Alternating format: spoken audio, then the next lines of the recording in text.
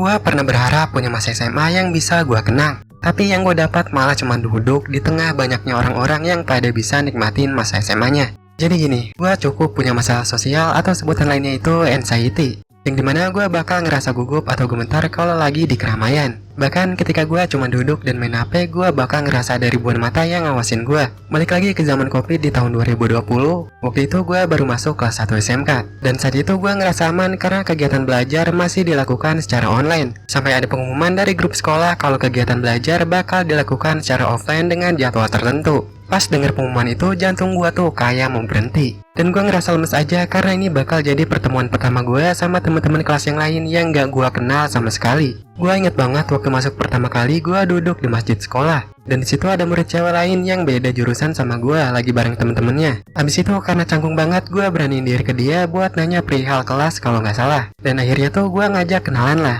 Abis itu gue pergi karena malu dan bingung mau ngomong apa lagi. Nah, pas nyampe di kelas, gue ngerasa jadi orang yang paling cupu di sana. Kalau kalian nonton dandanan, gue tuh benar-benar mirip sama Okarun. Bedanya ya, nggak ada si Ayase-nya aja yang bisa nemenin keseharian gue.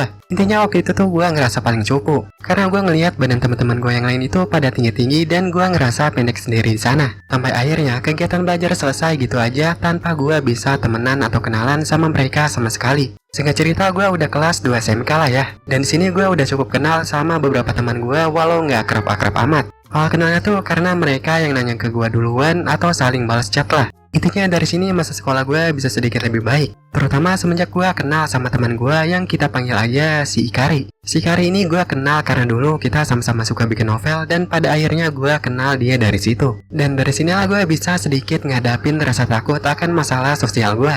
Kayak udah bisa ngendaliin anxiety gue sedikit demi sedikit. Dan ya, gak banyak momen masa SMA yang bisa gue ceritain ke kalian. Karena ya, berharap apa dari seorang introvert pengidap anxiety akut kayak gue.